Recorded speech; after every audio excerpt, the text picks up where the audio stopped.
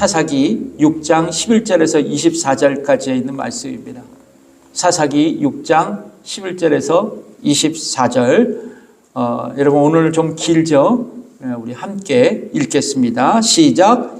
여호와의 사자가 아비에셀 사람 요아스에게 속한 오브라에 이르러 상수리 나무 아래 앉으니라. 마침 요아스의 아들 기드온이 미디안 사람에게 알리지 아니하려 하여 밀을 포도주 틀에서 타작하더니 여호와의 사자가 기드온에게 나타나 이르되 큰 용사여 여호와께서 너와 함께 계시도다.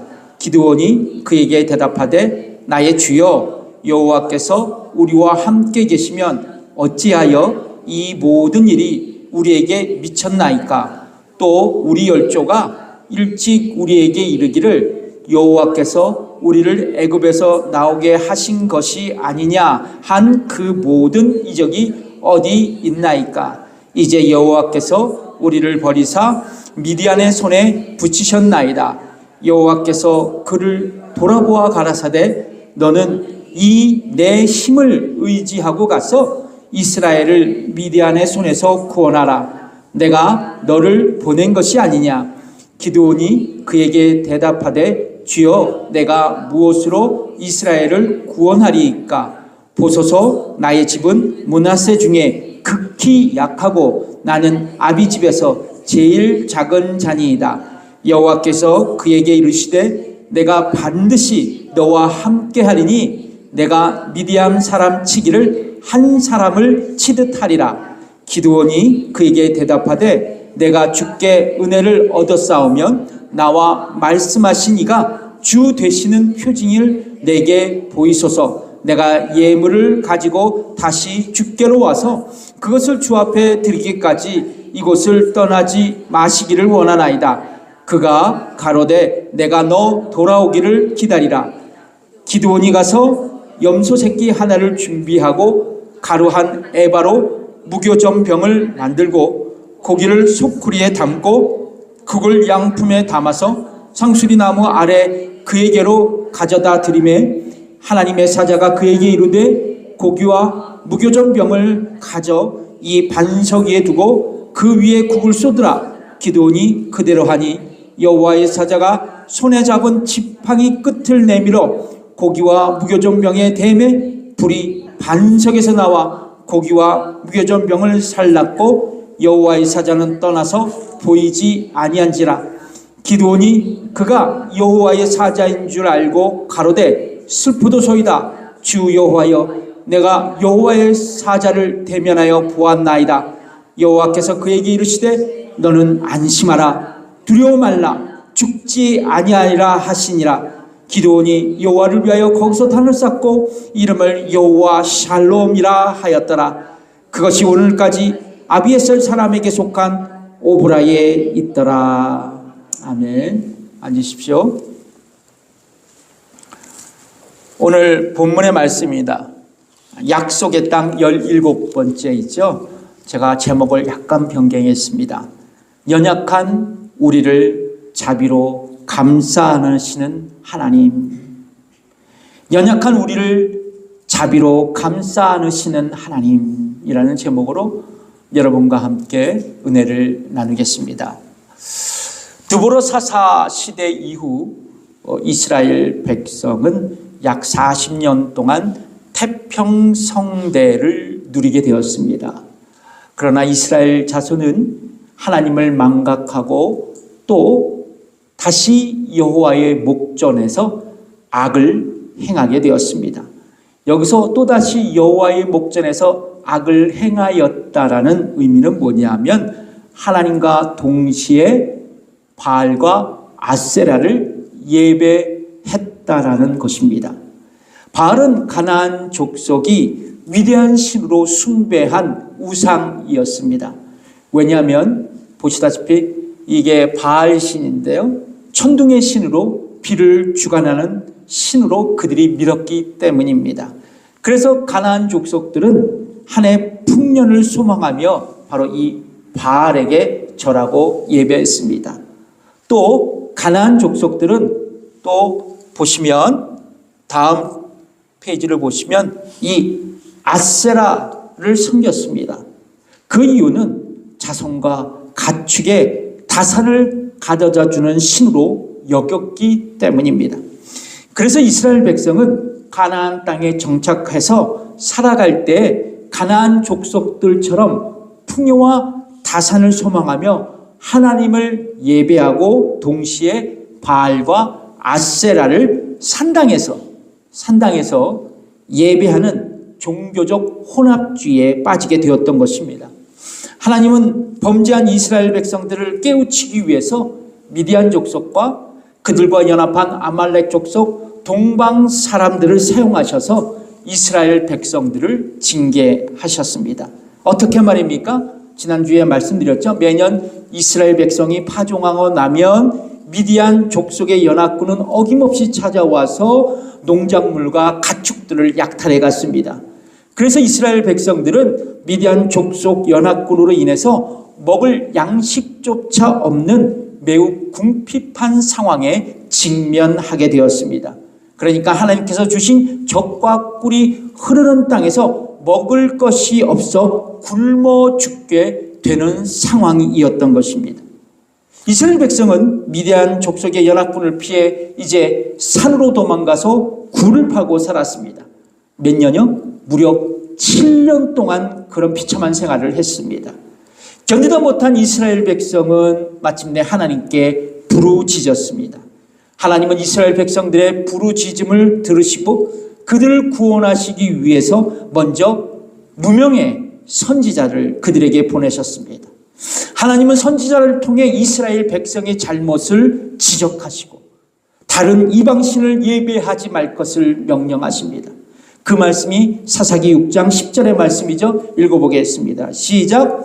내가 또 너희에게 이르기를 나는 너희 하나님 여호와니 너희의 거하는 아모리 사람의 땅의 신들을 두려워 말라 하였으나 너희가 내 목소리를 청종치 아니하였느니라 하셨다 하니라. 하나님은 선지자를 보내신 후 이번에는 당신의 사자, 하나님의 사자를 기드온에게 보내셨습니다. 왜냐하면 기드온을 이스라엘 백성의 사사로 세워서 그들을 구원하시기 위함이었습니다. 사사기 6장 11절에 보면 기드온은 므낫세 지파 아비에셀의 가문의 사람이었습니다. 그의 아버지는 요아스였습니다. 어느 날 기드온은 보시면 땅을 파서 만든 좁은 공간에 포도주 틀 속에 들어갔습니다. 포도주를 만든 것이 아니라 공교롭게도 밀을 타작하고 있었어요. 성도 여러분, 오늘날에는요 밀을 콤바인으로 수확해요. 그 다음에 콤바인에서 자체적으로 탈곡을 합니다. 그러니까 밀을 수확하고 탈곡할 때는 사람의 손이 거의 필요가 없어요. 근데 옛날에는요 사람이 직접 밀을 수확한 다음 이런 좁은 공간이 아니라 넓은 마당에 가져가서 도리깨질을 하면서 이 밀을 타작했습니다. 그런데 오늘 본문에 보면 기드온은 미디안 족속의 눈을 피해 몰래 이런 포도주 틀 속으로 들어가서 밀을 타작하고 있었던 것입니다. 이런 정황으로 보아서 미디안 족속에게 얼마나 이스라엘 백성들이 시달렸는지 그리고 얼마나 절망적인 상황 속에 이스라엘 백성이 처해 있었는지를 우리는 짐작할 수 있습니다. 여호와의 사자는 포도주 틀에 숨어서 밀을 타작하던 기드온에게 찾아가서 그에게 이렇게 말했습니다. 사사기 6장 12절의 말씀이죠. 읽겠습니다. 시작. 여호와의 사자가 기드온에게 나타나 이르되 큰 용사여 여호와께서 너와 함께 계시도다. 큰 용사라고 부르셨습니다. 여러분, 우리는 이 지점에서 아주 중요한 영적인 교훈 한 가지를 발견할 수 있습니다. 여러분, 여호와의 사자가 기드온에게 뭐라고 불렀습니까? 뭐라고 불렀어요? 큰 용사여. 히브리어로 킵보루 헤알이라는 단어가 쓰여졌습니다. 이 의미는 뭐냐면 강한 용사라는 뜻입니다. 강한 용사. 이건 뭐냐면 즉 전쟁에 능한 군인에게 부르는 호칭을 여호와의 사자가 사용해서 이제 기드온을 향해 호칭하고 부르고 있는 것입니다. 그런데 여러분, 지금 기드온은 무엇을 하고 있었어요? 뭐 하고 있었어요? 미디안 족속의 눈을 피해서 포도주 틀 안에서 남몰래 밀을 타작하고 있었어요. 이런 그의 모습을 통해 우리는 기드온이 미디안 족속에게 말설 수 없는 비겁하고 무능력한 사람이었다라는 것을 우리는 직감할 수 있었습니다. 여러분, 사사기 6장 15절에 보면 여호와 하나님께서 기드온에게 미디안 족속으로부터 이스라엘 백성을 구원하라는 그런 사명을 받았을 때 그가 뭐라고 변명한지 아십니까? 우리 함께 읽어보겠습니다. 시작. 기드온이 그에게 대답하되 주여 내가 무엇으로 이스라엘을 구원하리이까? 보소서 나의 집은 므낫세 중에 극히 약하고 나는 내 아비 집에서 제일 작은 자니이다. 그러니까 미디안 족속과 전쟁하기에는 자신의 가문 이 므낫세 지파 중에서도 저희 가문이 제일 약하고 또 자신도 집에서 가장 작은 리더십이 없는 사람이라고 말하고 있어요. 한마디로 자신에게는 미디안 족속과 겨룰 세력도 파워도 없다는 것입니다. 여러분, 기드온 입장에서 보면 방금 전 하나님의 부르심은요, 격에 맞지 않는 말씀이었습니다. 자신을 제일 작은 자로 여겼던 그에게 하나님의 부르심은 일종의 뭐냐면 모욕이나 조롱처럼 들렸을지도 모릅니다. 그렇다면 왜 무슨 이유로 하나님은 기드온을 큰 용사로 불러셨을까요? 하나님은 왜 그를 큰 용사라고 불러주셨을까요? 그 이유는 무엇일까요? 사사기 6장 16절 상반절의 말씀을 함께 읽겠습니다. 시작. 여호와께서 그에게 이르시되 내가 반드시 너와 함께 하리니. 그렇습니다. 만군의 여호와 하나님께서 기드온과 함께 하실 것이기 때문입니다. 여러분, 저와 여러분은 참으로 부족하고 연약한 사람입니다. 맞습니까? 맞나요? 예. 이 말에 동의하십니까? 우리는 어떤 일에 대해서 탁월하거나 강점만 가진 존재가 아니라는 것입니다. 약점도 있고 부족하고 연약한 점도 많다는 것입니다. 그런데 흥미로운 것은 내가 부족하고 연약하다는 것을 누구보다도 누가 더 잘 아실까요? 하나님이 더 잘 알고 계십니다. 그래서 시편 103편 14절에 이 말씀이 있죠. 함께 읽겠습니다. 시작. 이는 저가 우리의 체질을 아시며 우리가 진토임을 기억하심이로라. 하나님께서 우리가 그런 존재인지를 알고 계신다는 거예요. 그런데 놀라운 것은 하나님이 연약한 우리와 함께 하시면서 우리 안에 있는 가능성을 보시고 우리를 사용하신다는 것입니다. 이게 굉장히 중요한 거예요. 우리 안에 뭐요? 가능성을 보시고 사용하신다는 거예요.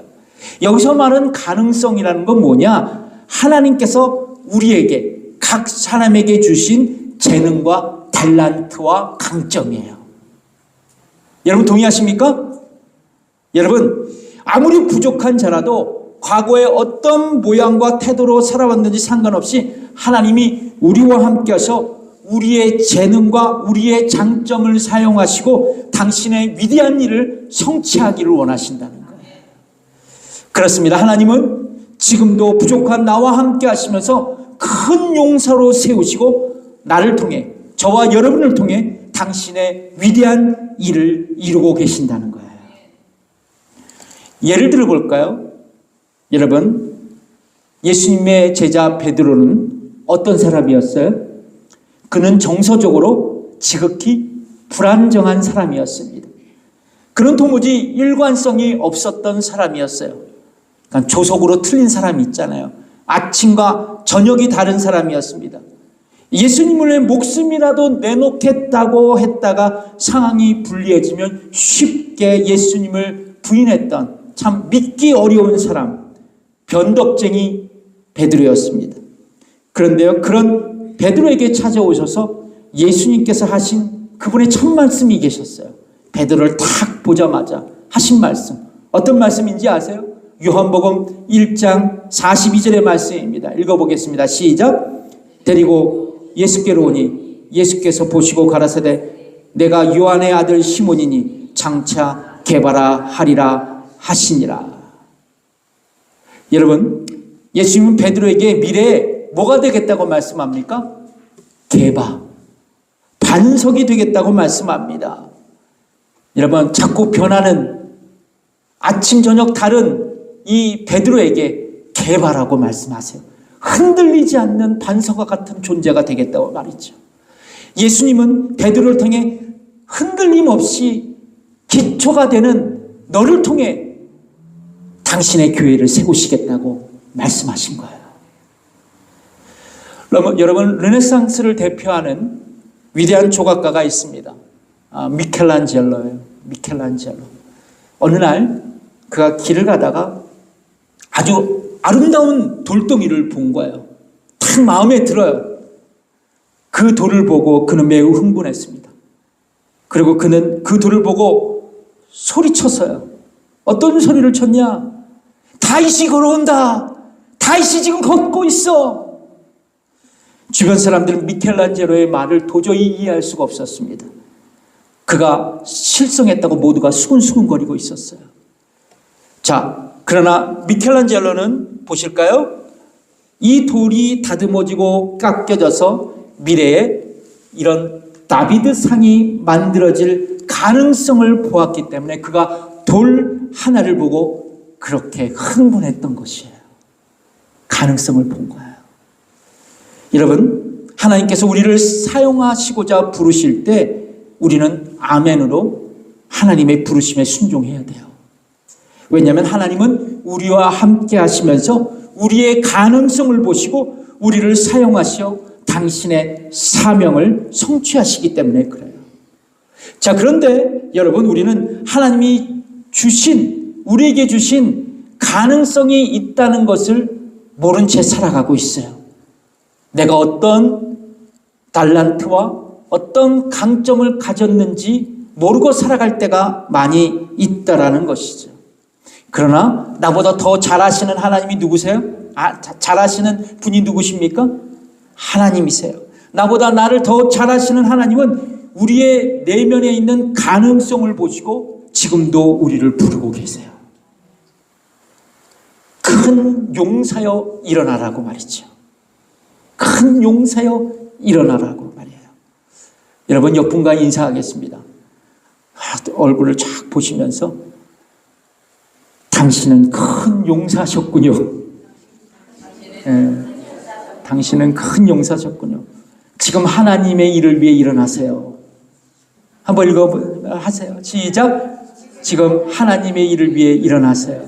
아멘이십니까? 어떤 분이 그래요. 큰 용사이십니다. 무슨 용사? 그러나 여러분, 하나님이 보시기에 여러분 안에 가능성을 보시는 거예요. 아멘이십니까? 저도 여러분 안에 있는 가능성을 보고 있어요. 아멘이세요? 여호와의 사자를 통해 하나님은 기드온에게 너와 함께 하실 거라고 말씀합니다.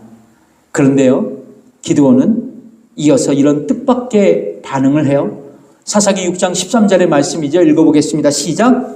기드온이 그에게 대답하되 나의 주여 여호와께서 우리와 함께 계시면 어찌하여 이 모든 일이 우리에게 미쳤나이까?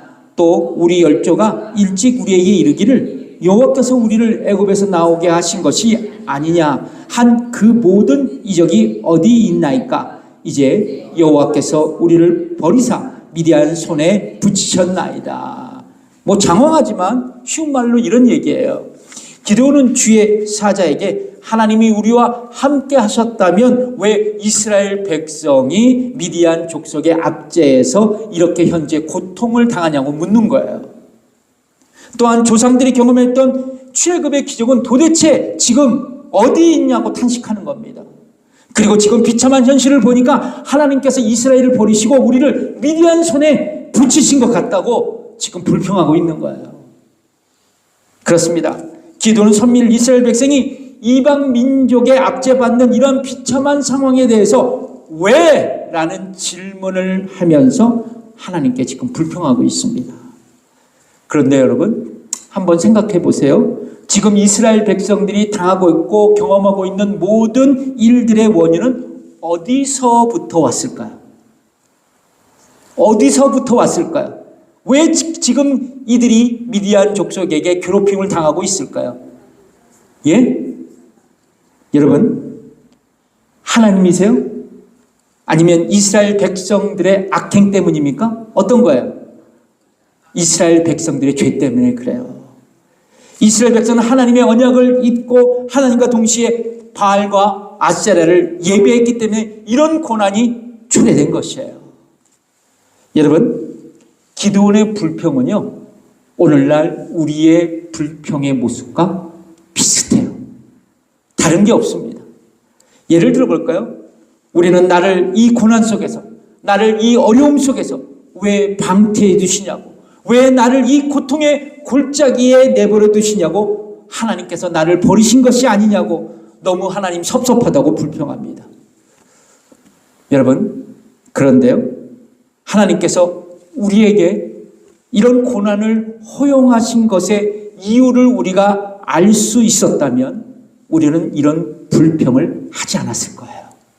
그렇죠? 도리어 감사하며 하나님의 선하신 섭리를 찬양할 것입니다. 여러분, 왜 우리 하나님은 우리에게 고난을 허용하실까요? 왜 하나님은 우리에게 고난을 허용하세요? 저는 두 가지를 오늘 얘기할 거예요. 첫 번째는 뭐냐면, 하나님은 고난이란 도구를 통해 우리의 죄악을 깨닫게 하시고 회개에 이르게 하시는 거예요. 여러분, 잘 들어보세요. 때때로 하나님은 고난을 통해 우리를 징계하십니다. 그런데요, 하나님은 우리를 징계하실 때 우리들처럼 순간적으로 화를 내고 분노로 징계하시는 것이 아니에요. 감정적으로 막 하는 게 아니에요. 하나님은 징계하시는데 선하신 목적을 갖고 계세요. 그것은 바로 우리를 죄에서 돌이켜 당신께로 돌아오게 하시기 위함입니다. 그래서 하나님은 고난이란 도구를 통해서 우리를 죄로부터 돌이키게 하세요. 그러므로 고난은요, 하나님께서 사랑하는 자녀들에게 주시는, 하나님의 자녀들에게만 주시는 사랑이고 징계예요. 하나님의 자녀에게 징계를 주시죠. 하나님의 자녀가 아닌 사람들에게는 징계도 주시지 않으세요. 그럴 필요가 없잖아요. 그 말씀이 잠언서 3장 11절에서 12절의 말씀입니다. 읽어보겠습니다. 시작. 내 아들아, 여호와의 징계를 경히 여기지 말라. 그 꾸지람을 싫어하지 말라. 대저 여호와께서 그 사랑하시는 자를 징계하시기를 마치 아비가 그 기뻐하는 아들을 징계함 같이 하시느니라. 징계를 누구에게 한다고요? 사랑하는 내 아들에게. 그러니까 내가 고난을 통해 징계받고 있다면 무슨 증거? 나는 하나님의 사랑받는 자녀. 아멘이십니까? 아멘이세요. 두 번째로, 하나님은 고난이란 도구를 통해 우리로 하여금 당신을 바라보게 하는 거예요. 여러분, 하나님께서 우리에게 고난을 허용하시는 또 하나의 중요한 이유는 고난 가운데 나를 바라보라는 것입니다. 세상 바라보지 않고 나를 바라보라는 거예요. 여러분, 평안할 때 하나님 바라보기보다는 세상을 바라봐요. 평안할 때 우리가 그래요. 여러분, 세상의 기쁨과 행복을 추구하며 살아가기 쉽습니다. 그러다 보면 우리의 신앙은 자연스럽게 영적 침체를 경험하게 돼요. 영적 침체가 나에게 다가옵니다. 그리고 우리가 영적 침체에 빠지면 가장 명확한 현상이 뭐냐면 하나님을 바라보지 않게 되는 거예요. 하나님을 바라보지 않게 되는 겁니다. 그리고 하나님을 신앙하지 않게 되고 대신 세상의 행복과 기쁨을 줄 수 있는, 그리고 여겨지는 그 무언가를 우리는 바라보고 의지하게 됩니다. 마치 세상의 행복을 추구하기에 바알과 아세라를 예배했던 이스라엘 백성들과 같이 말이죠. 그런데 하나님은 이런 우리에게 고난을 통해 당신을 바라볼 수 있도록, 당신의 얼굴을 다시 찾을 수 있도록 우리에게 섭리하신다는 거예요. 그래서 하나님은 미디안 족속을 사용하셔서 이스라엘 백성이 다시 하나님을 바라볼 수 있도록 이렇게 역사하신 거예요. 그 말씀이 사사기 6장 6절에 나오잖아요. 읽어보겠습니다. 시작. 이스라엘이 미디안을 인하여 미약함이 심한지라 이에 이스라엘 자손이 여호와께 부르짖었더라. 아멘이십니까? 그러니까 여러분, 우리가 행복하면 하나님을 바라보질 않아요. 우리 어려울 때, 고난이 올 때 누구를 바라봐요? 하나님을 바라보는 거예요. 그래서 행복할 때도 감사, 기뻐할 때도 감사, 고난이 올 때도 뭐다? 감사라는 거예요. 그러므로 여러분, 고난은 우리에게 아픔과 고통으로 다가올 수 있지만 시간이 지나다 보면 그것이 하나님의 선하신 뜻과 그분의 은혜였다라는 것을 깨닫게 돼요. 아멘이십니까? 지금은 당장 몰라요. 시간이 지나면 알게 돼. 그래서 여러분, 지금 나에게 고난과 역경이 있어요. 지금 내가 힘들어요. 고통해요. 그럼에도 불구하고 뭐 하지 말라? 불평하지 말라. 도리어 하나님께 감사하라. 왜냐하면 그 고통을 통해서, 고난을 통해서 나의 잘못을 깨닫고 하나님께로 돌이키게 하며 또한 나를 영적으로 성장시키고 다시 하나님의 얼굴을 바라볼 수 있도록 나를 변화시켜 주기 때문이다. 나에게 다가온 고난이 도리어 신앙의 축복과 열매가 되기 때문이다. 그래서 고난 가운데 우리는 하나님 앞에 감사해야 된다. 이 말씀이요, 히브리서 12장 10절과 11절의 말씀에 기록되어 있어요. 함께 읽겠습니다. 시작. 저희는 잠시 자기의 뜻대로 우리를 징계하였거니와 오직 하나님은 우리의 유익을 위하여 그의 거룩하심에 참여하시느니라. 무릇 징계가 당시에는 즐거워 보이지 않고 슬퍼 보이나 후에 그로 말미암아 연달한 자에게는 의의 평강한 열매를 맺나니. 아멘이십니까? 그러면 여러분, 나에게 고난이 오고 어려움이 닥쳐와도 이 또한 지나가리, 이 또한 지나가리 라고 말할 수 있는 이유는 고난을 통해 우리에게 결국 하나님이 주시는 영적인 유익과 성장이 우리에게 주어진다는 것을 믿을 수 있기 때문에 그래요. 아멘이십니까? 예. 자, 그런데 이 지점에서 우리가 또 한 가지 주목해야 할 점이 있어요. 기드온은요, 하나님께서 함께 하시는데 이스라엘 백성이 왜 이 모양 이 꼴로 살아가느냐고 하나님께 불평했잖아요.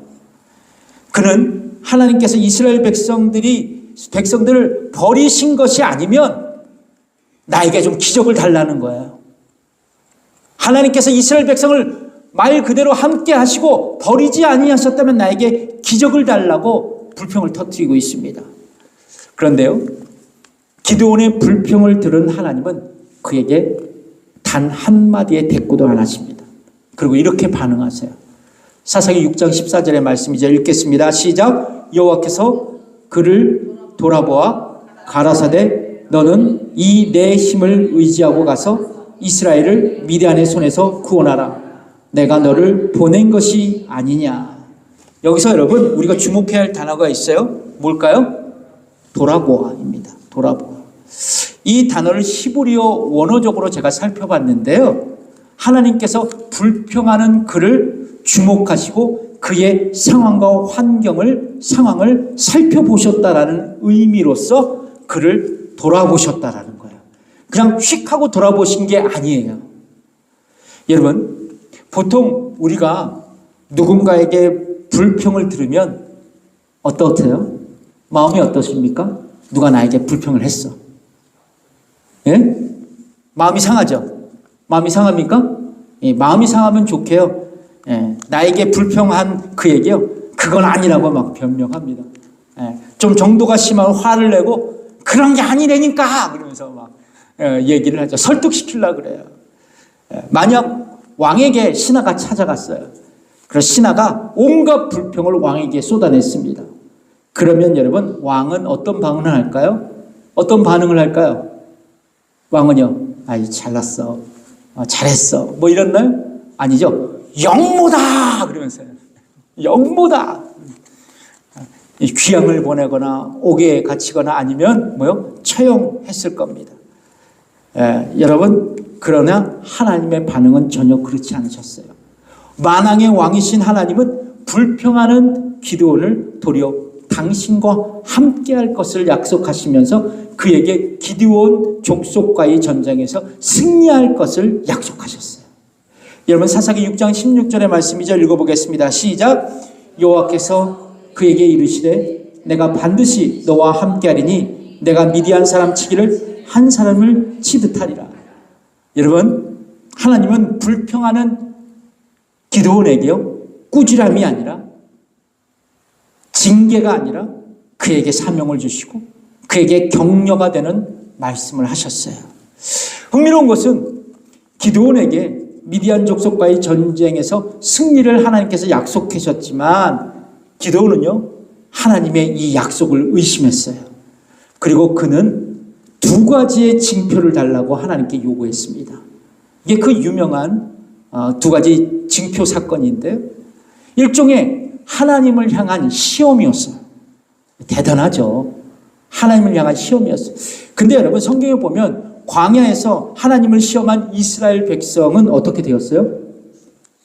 40년 동안 광야에서 방황하게 되었고, 여호수아와 갈렙을 제외한 이스라엘 백성, 출애굽 1세대는요 모두 광야에서 죽고 말았어요.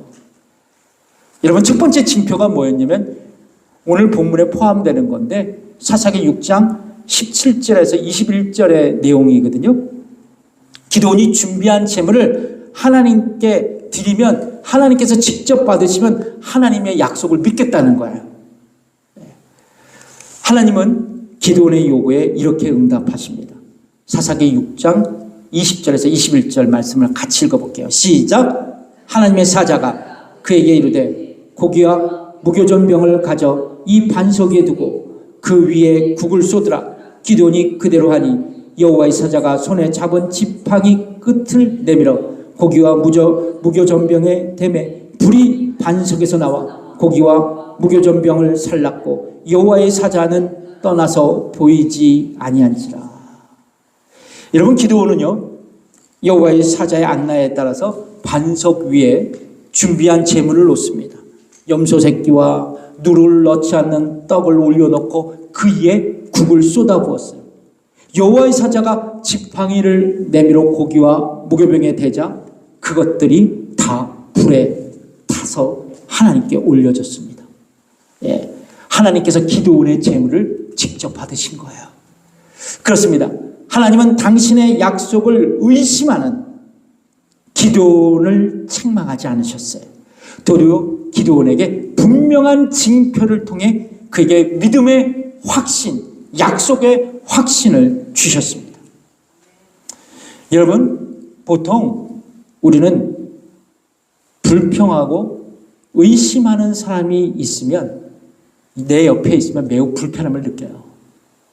특별히 여러분, 부정적이고 불평하는 사람과 함께 있으면 그 부정적인 감정이 누구에게로 전염돼요?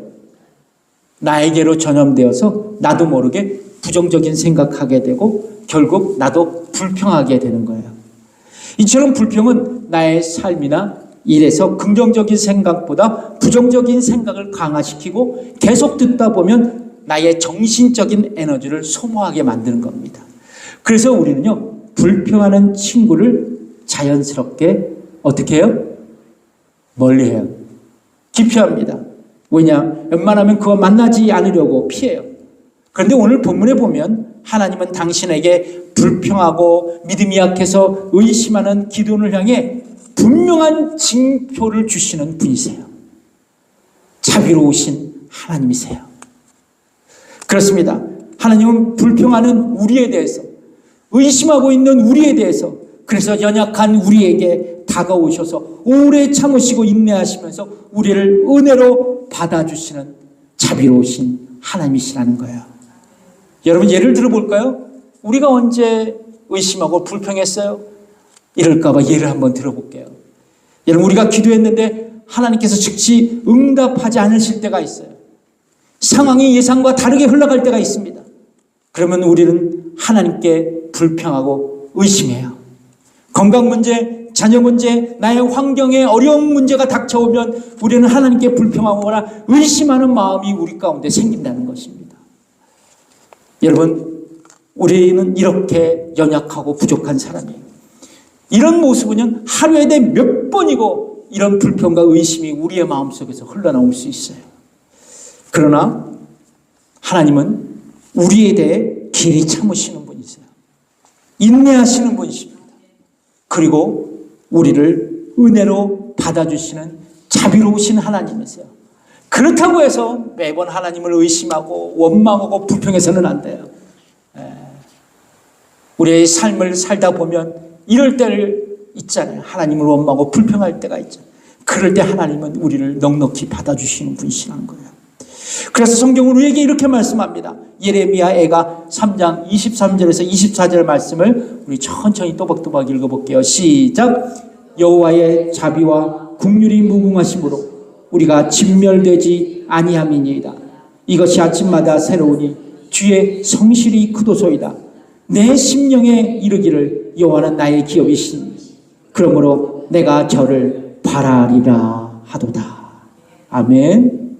그렇습니다. 하나님은 불평하고 의심하는 우리에게 길이 참으시며 우리를 있는 그 모습 이대로를 받아주시는 분이세요. 그래서 하나님은 자비로우신 분이시고 우리에게 성실하신 분이십니다. 그러므로 우리는 자비로운 하나님을 날마다 바라봐야 돼요. 자비로우신 하나님을 바라봐야 돼요.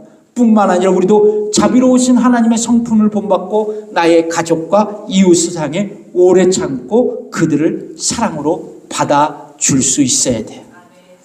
그렇다면 여러분, 마지막에 불평하고 의심하며 살아가는 부족한 우리를 자비하신 하나님께서 용납해 주실 때 어떤 축복이 우리에게 임할까? 여러분, 오늘 본문에 보면 기드온은요, 하나님께서 자신의 재물을 받으신 것을 보고 기뻐하면서 그에게 다가온 존재가 바로 여호와의 사자인 것을 확신하게 됐어요. 하나님이셨구나. 그가 하나님이었구나. 그는 즉시 뭐를 느꼈어요? 공포를 느꼈습니다. 두려움에 사로잡히게 돼요. 왜냐하면 여호와의 사자를 만났기 때문에, 하나님의 임재를 직면했기 때문에 그는 죽을 수 있다라는 두려움에 사로잡혔어요. 그런 그에게 하나님은 뭐라고 말씀하시는지 아세요? 너는 안심하라. 두려워 말라. 죽지 아니하리라.